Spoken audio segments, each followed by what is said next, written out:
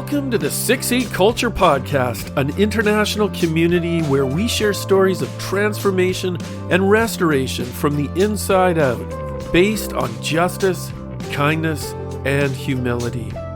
Come journey with us. I'm your host, Rob McKinley.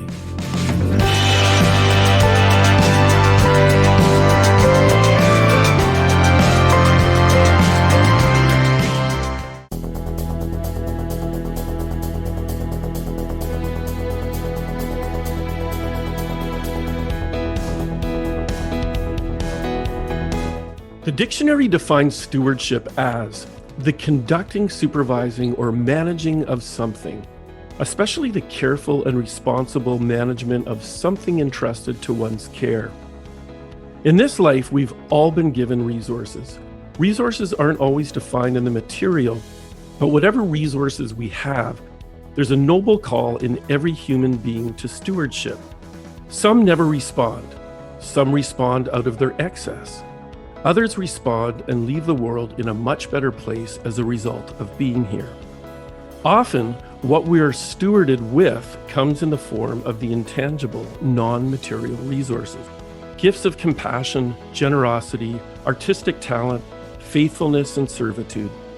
Today's guest exemplifies all of these and more. We first met about 8 years ago through an organization we were both advocating for. Since then, I've come to see the tireless work she does in using her many talents in bringing hope to a hurting world and advocating to alleviate global poverty.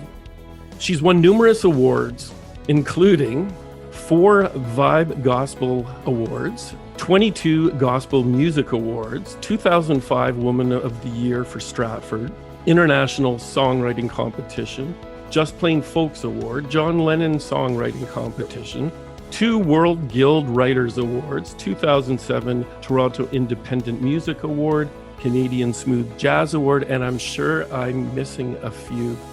She's truly a national treasure. Ali Matthews, welcome to 6-8 Culture Podcast. Thank you, Rob. What an incredible introduction. I don't know if I can live up to that. Well, you already are, and it's a real pleasure hosting you today. Oh, thank you.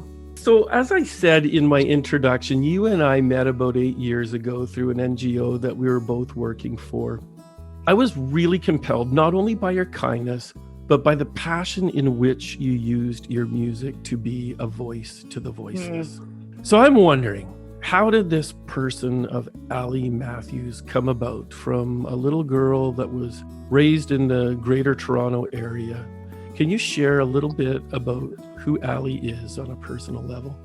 Oh, well, actually, Rob, I can remember meeting you too. I can remember the moment I met you because I was in the church where we were going to present, and you bounced up to me like Tigger and said, because we'd been communicating by email, and you were just so enthusiastic and jolly, and I just thought, man, this guy's full of passion. And so I remember that moment about you. So all these nice things you're saying about me are like right back at you. I could see that you were also compelled by the same things that I was. Well, basically, I guess I'm an artist. I'm a storyteller. I like to think of myself first and foremost as a communicator. I've always been really affected by music. I can remember as a child just the way music had this power to touch me or comfort me or just really reach into those hidden places. And as I started to develop my love for music and writing and songwriting, that just became my passion, was just to be able to connect with people, not necessarily from the point of view of evangelism. And I think there are a lot of ways that you can touch people with music. And I just loved singing the stories of life and the experiences of life. And when someone can hear that through music and connect with it and just that vulnerability that music is. So that's been what has driven me. And I grew up with a real understanding of my own privilege. And it just came very naturally to want to reach people in a way that would make them think positively about choices they make to do with stewardship, how we're called to love others and love the least of these. So yeah, it's just all come very organically and naturally to me. I studied English and drama at university, not really knowing what I was going to do. I thought maybe I'll be a teacher or whatever. Yeah. I sort of fell into this music career later in my late 20s. And then it just kind of snowballed. Once I did some recording, it just continued from there. And I, haven't made the big time or whatever people might like to call it. I've just had a wonderful career so far, just being able to sing at all kinds of venues and for all kinds of people. And so I'm just really blessed to be able to do that. Well, and you do it so well. I think the term making it big time needs to have a real qualifier beside it. Exactly. Because the work that I've witnessed you doing and the amount of people it's touched, not just the amount of people, but in terms of depth, not just in width, is really compelling. Your lyrical content is just phenomenal. It's very penetrating. And the faithfulness to reach out to people and create an awareness, you're very much a conduit of communication. You said at the beginning, you see yourself as a communicator, and you do that so well through your music and through your storytelling. So when you were quite young, when did you first notice this gift of music that you have? Well, I was always surrounded by music. I was in choirs and I took piano lessons and I was in an orchestra for many years. I went to a Christian school as a kid and they had a great music program. I was already just drawn into it. But it wasn't until I was, I think, about 12 or 13 that realized that I actually had a voice that people enjoyed listening to. Yeah. And so then, I picked up the guitar. I just listened to so much music and I loved singer-songwriters and I loved the way they could emote and tell a story. And so I just kind of studied that without really, and not really intentionally, but it became a passion. And you know what it's like when you're a teenager and you become passionate about something, it's all consuming. Mm-hmm. So I kept doing that. And then I started to write songs and I would sing them at church and people would, they would encourage me, say, oh, you should be recording these. And I always just felt like, oh, well, thank you. Like I was flattered, but I thought, oh, it's self-indulgent to pursue something like that.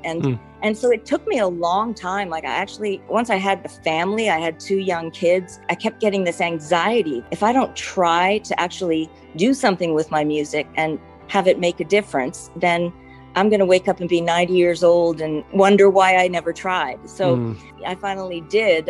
But I was like 30 years old when I released my first album. And I wish I could have jumped on the bandwagon earlier, but it sort of took that time. I didn't want to feel like I was self-indulgent. But now I recognize that it really is, when God puts a passion in your heart, he wants you to run with it. Sometimes it's fear that just keeps us away from that. It prevented me from pursuing it for a long time. But once I did, it was what I was meant to do. Absolutely. And his timing is always perfect, even if we put the challenges and obstacles in our path ourselves. As you're talking there, it just really hit me about music being both soul enriching and transforming. And I think we can look back even to the 1950s. So many pop icons that were larger than life, or even John Lennon, who declared himself more famous than Jesus, something along those lines. I'm paraphrasing. But people come and go. Their music comes and goes. But music can be a very powerful force to actually transform one's soul and conform it more to the will of God, rather than just listening to it as auditory pleasure. And I think you've done a remarkable job on that. Oh, thank you. Well, that's interesting how you said that, because there's a song that I sing that when I first heard it, I remember it was just like it penetrated my heart. And I thought, I've got to find out who wrote that and where it came from. And so when I researched it, I found that the author was unknown and it was an old traditional spiritual. The song is called Give Me Jesus, and most people know it. And it's such a simple song. But the interesting thing is that it's endured through all these years. It was probably written during the time of slavery, but the power of the song in itself is what has kept it alive. And it has nothing to do with the person who wrote it, because we don't even know who that is. So it just shows you the power of music. Not like, as you say, artists come and go, but the art can live on and really have an impact on people. Wow. It's amazing actually that you mentioned that song. And that's a good point, because that song, the first time I heard it, really penetrated me too. And the version I heard it through was Jeremy Camp doing that song. And I had just assumed that he wrote that song. And then I heard you and Rick Francis, one of your music partners, Mhm. play that song. And the way the two of you played it, it just gave me shivers. And then it was either you or Rick that told me, oh no, Jeremy didn't write that song. It's a very old song, author unknown.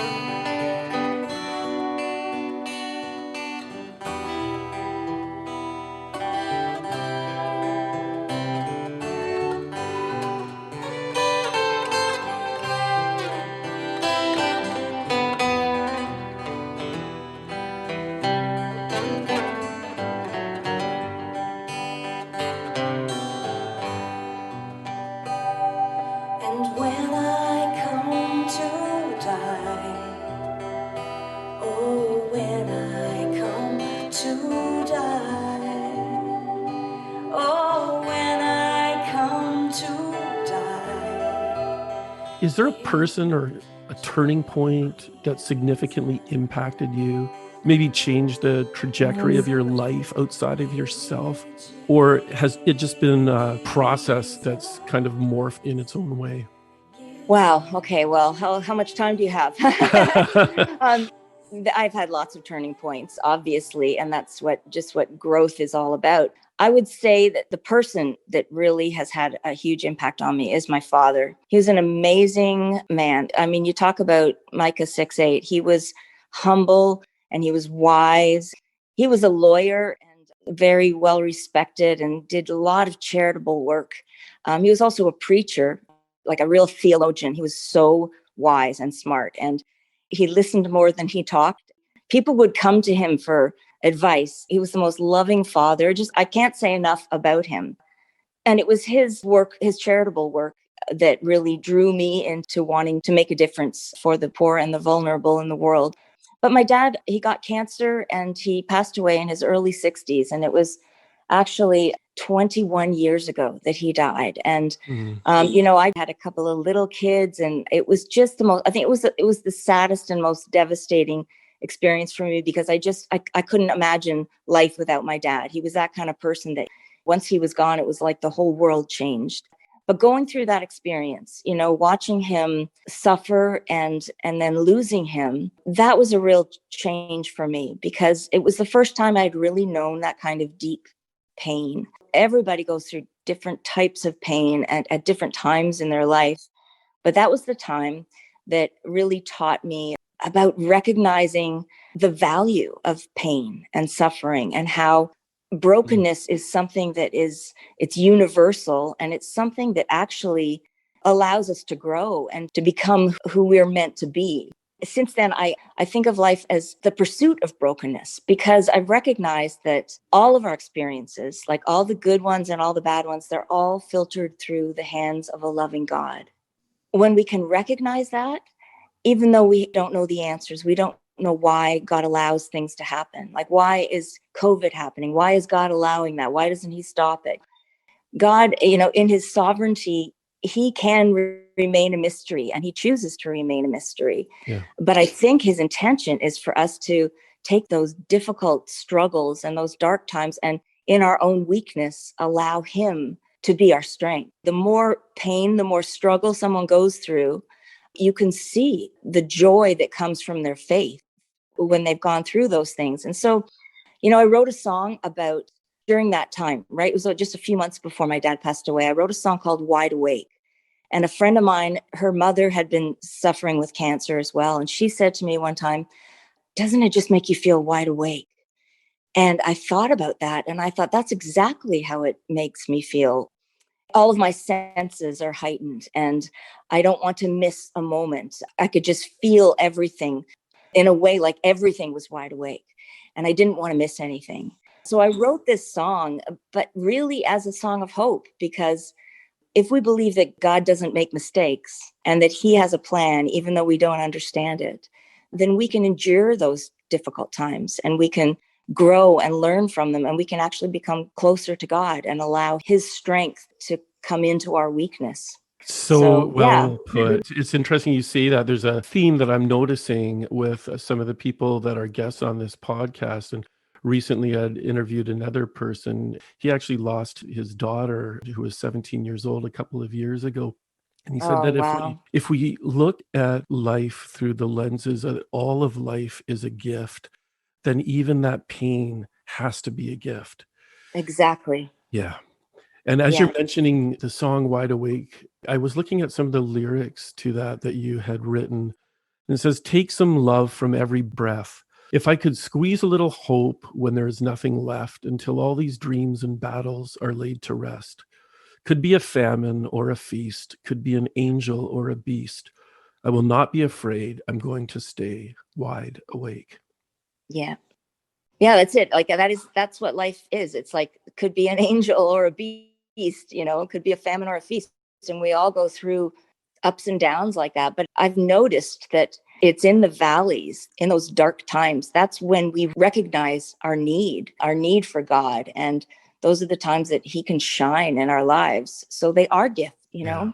It's hard to They are. think of that when you're in the middle of it, but It is, and I know you've seen your fair share of pain, as have I, and everyone has a different story to tell. But it really is through that pain that we recognize that we aren't God, and the need for his healing and that peace, that contentment that surpasses circumstances.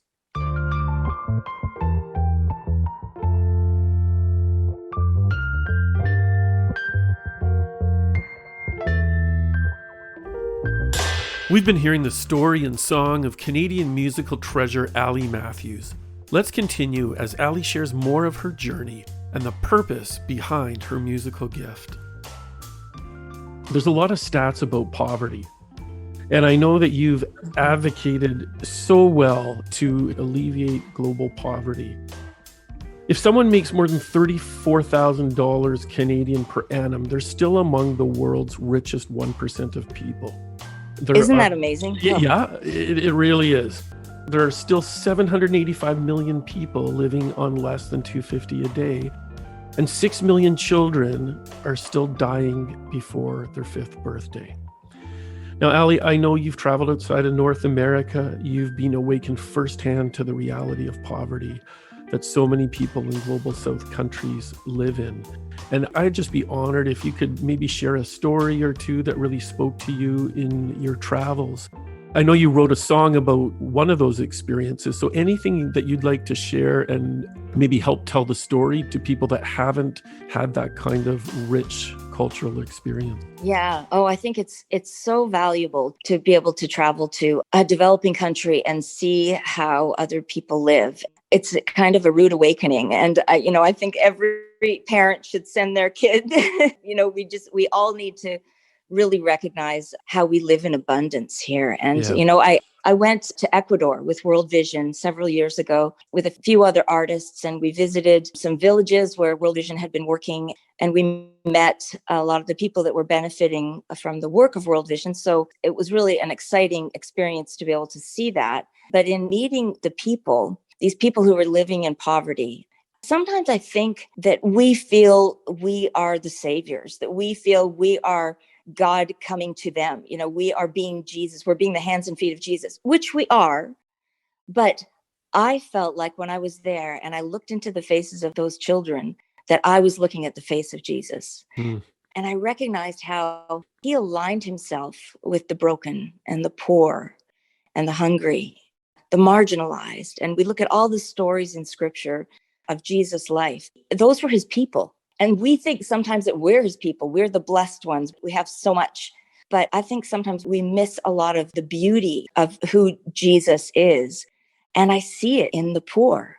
And I've heard people say as well that when they've gone to countries in Africa or all around the world where people are living in poverty, they have this joy. They're able to tap into this beautiful love, and they share and they're giving and they're humble. For me, I remember thinking, I just saw Jesus in the face of these children. And so I ended up, when I came home, I wrote a song about that experience called I Saw Jesus, and he was shining in their eyes. And it was just a real reminder to me. We're called to love him. And the way that we love him is by loving the least of these. It seems so simple, but it's a message we need to hear over and over again. It is. And that's a when compelling song. So sorry to interrupt you, but if Yeah. anyone has not heard that song, look it up and listen to it. And that may inspire you to take one of these trips that Ali's talking about.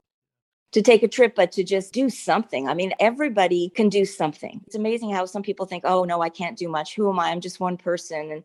But you know what? You can't change the whole world, but you can change the world for one child, maybe, by sponsoring a child or by just reaching out in your own way. And that's the whole Micah 6:8 thing. That's what it is. It's justice and mercy and humility. That trip to Ecuador was a really good thing for me. I wrote another song as well called Lucinda's House.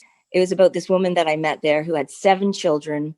They lived in poverty, lived in a little hut. Often there were 18 people sleeping in this little hut.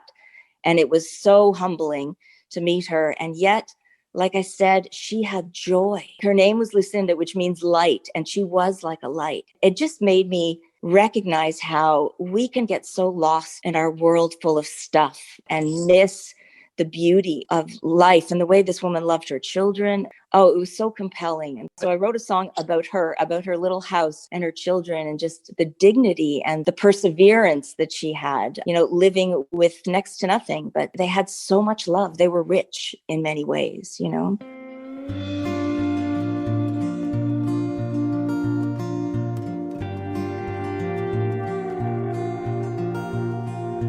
There's nowhere to go but up. Lucinda, she ran out of luck.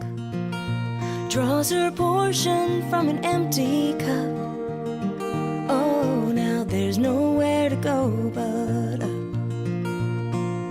There's no time to lose but now. So she will find a way somehow. She'll keep those little ones so safe and sound. Oh, well, there's no time to lose but now. 7 children, 7 mouths to feed. Yeah, and I remember seeing a video that you were filmed actually as you were walking into her home. And the look on your face was so telling. Yeah. Can you describe what you felt, what the experience was, that initial shock, compassion, learning experience for you? What was running through your mind when Yeah. you were I think I wasn't expecting it because I had met this woman and she was just full of smiles and love. And she said, come to my home. And she was so excited for us to come into her home. And so I know what I feel like when someone comes into my home. I want it to look all beautiful and I want them to be impressed. And I walked in and it was just horrible. It was just filthy. There's a cat had just had kittens on this little mattress in the corner. And it was just filthy and it was tiny.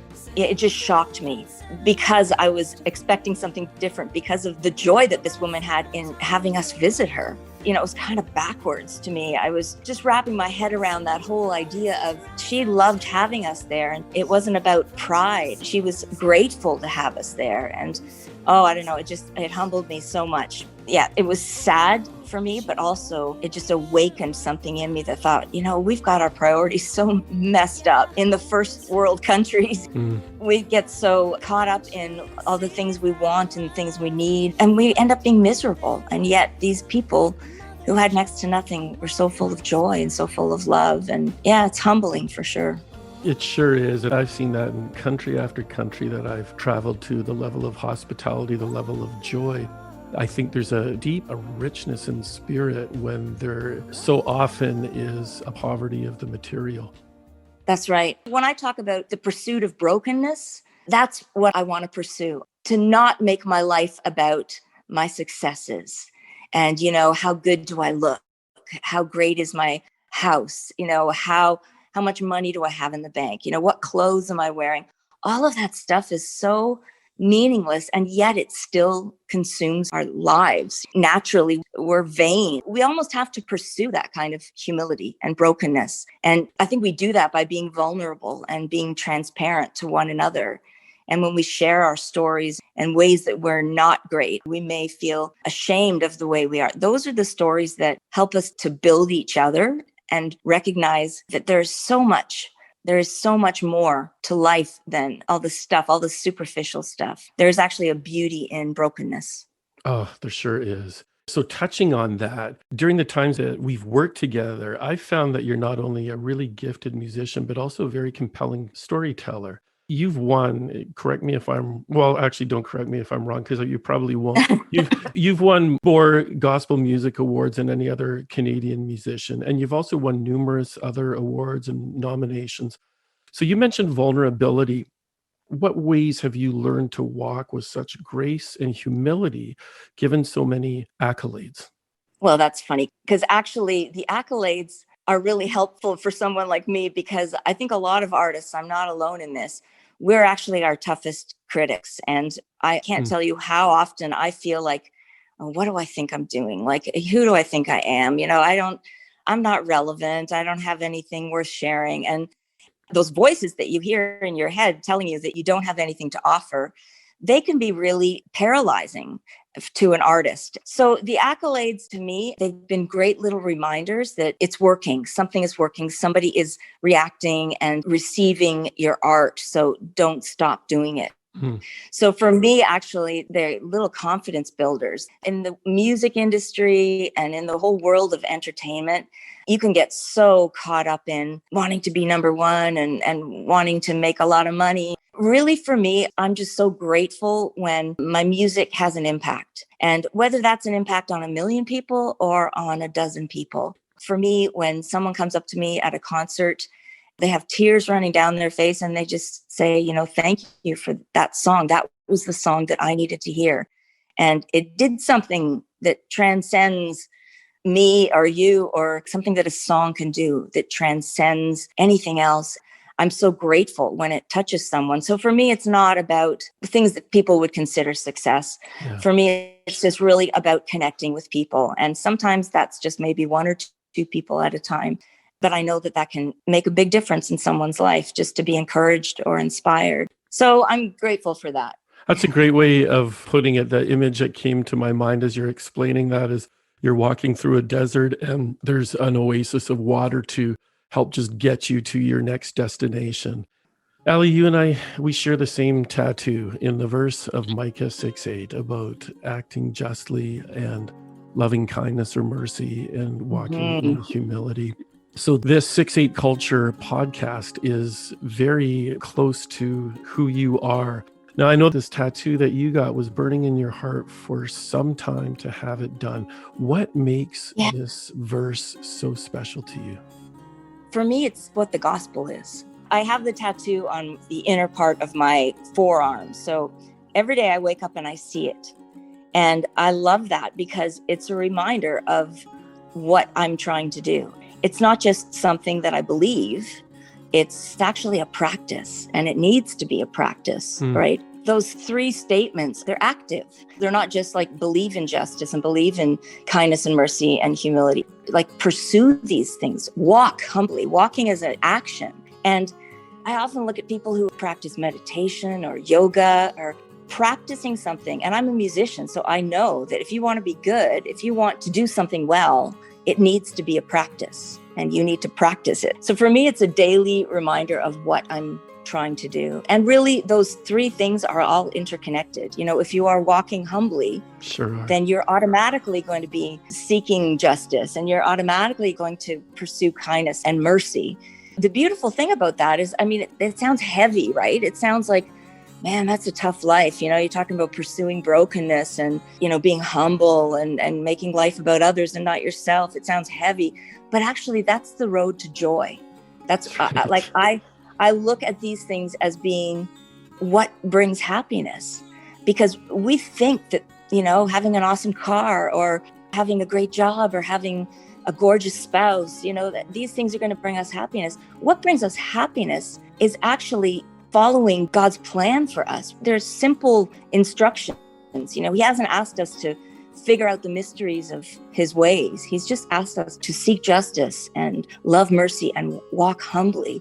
And if we pursue those things, it's amazing the joy that comes from that, You said that so well, and I think there'd be a lot less protesting and a lot less rioting when each of us own that.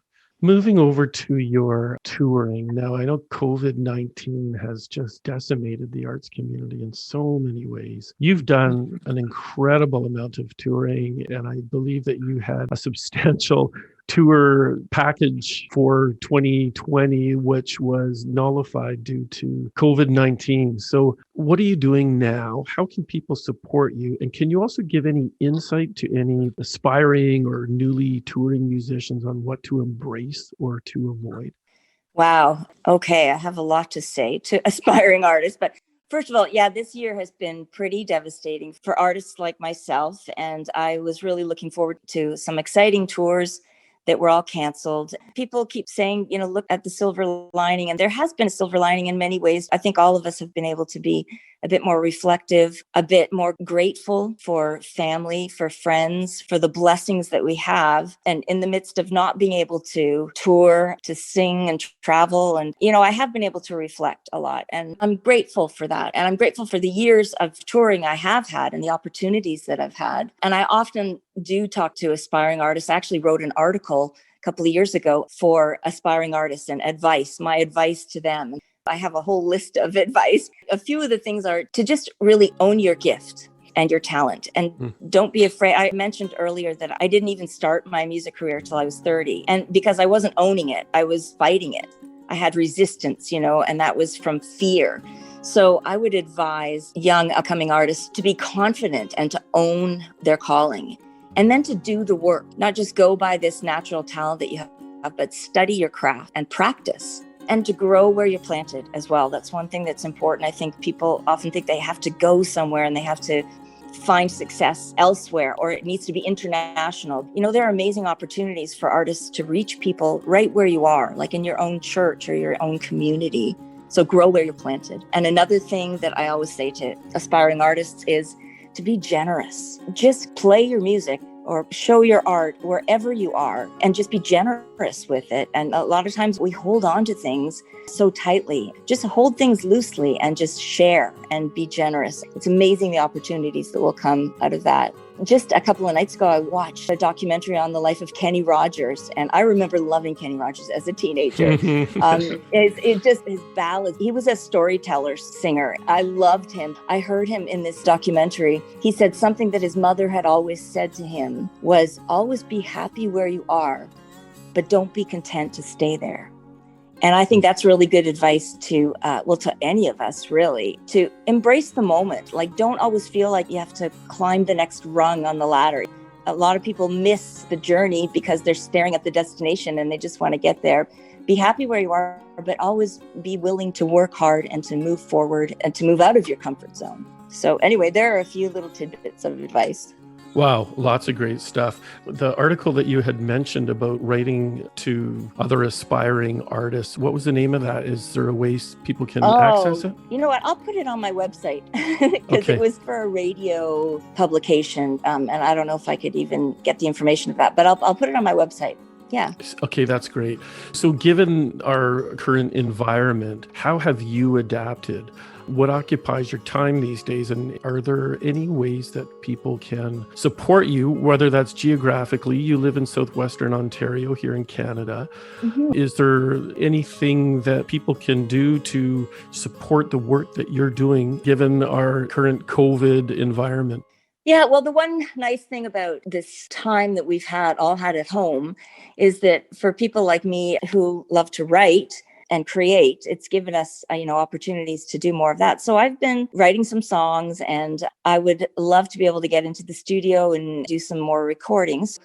when I do that, I usually have to do some kind of fundraising because it doesn't pay for itself. And right now there's no income in music. So we really depend on things like Kickstarter, crowd sharing. And so I will be doing that in the next little while. It's so encouraging for me when people can pre-order a CD or just support my creative endeavors in that way. Yeah, and I'm on social media. So I'm doing a little concert on my back porch with a couple of other musicians next Thursday on Facebook, just trying to show people that I'm still alive, even though I've kind of been living under a rock a little bit for part of COVID. My website is allymatthews.com.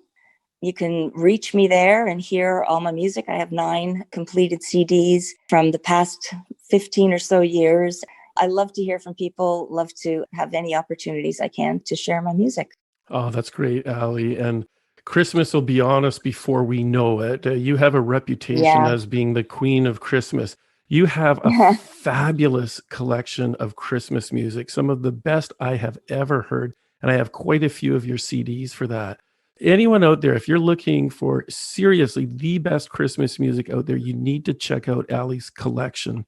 Now, saying that, other than your Christmas CDs, which I think people can download or order off your website, what are one or two of your own songs that resonate with you personally that have really carried you through all of these years?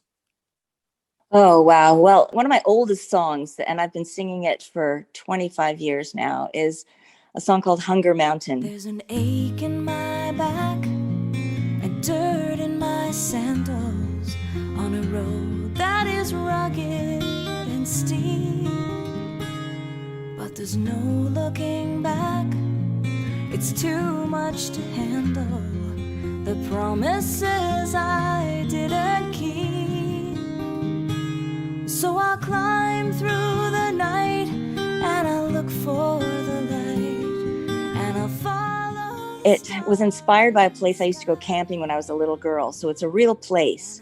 And I remember as a little girl thinking that the name Hunger Mountain, there was just something about it that I thought, it's so strange and so interesting. What does that mean? And many, many years later, when I became a songwriter, when I was trying to write songs, I remembered it. And I thought, I think that was meant to be a song. And so I wrote it. And as I thought about it, that's like a metaphor for our journey. Life is like climbing a mountain sometimes. The struggles that we have, it's like going uphill, and yet we are all that we're striving for. It's like reaching the top and seeing the beautiful view. That's what all our hope and our perseverance is for. So that's a song that's kind of been a signature tune for me. That one, and I think the other song, Wide Awake, that I wrote when my father was battling cancer. Those 2 songs, I think, have been the ones that have had an impact on other people. And I've had so many people say to me, that was me, like that I needed to hear that song. That's exactly how I feel about my situation. I love it when a song really connects with people and in a transcendent kind of way, we can share the same feelings. Those are 2 songs that have endured a long life so far. Oh, that's great. Well, thank you for sharing that, Ally. For anyone who wants to reach out to Ally, you can find that information on her website at allymatthews.com. As she said, she's also available on social media, on Facebook. You can reach out to contact her if you're interested in either ordering music, if her story has touched you in any significant way, for encouragement and to support her in her recording endeavors. Ally, do you have any parting words before we sign off here?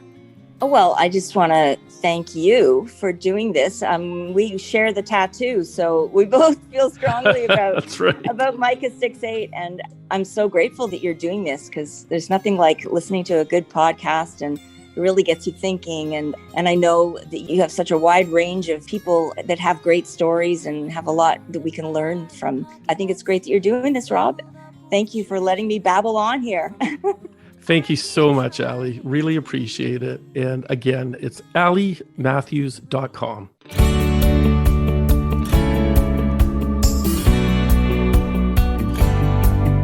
We've been hearing from multi-award-winning Canadian musician Ally Matthews, all songs used by permission.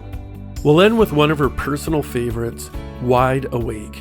This is Rob McKinley signing out for 6/8 Culture. I can see the one I love slowly start to slip away. And still somehow he finds the courage to bless the gift of each new day. So I will hold a candle, I will watch and pray, and I swear I'm gonna live this moment wide awake.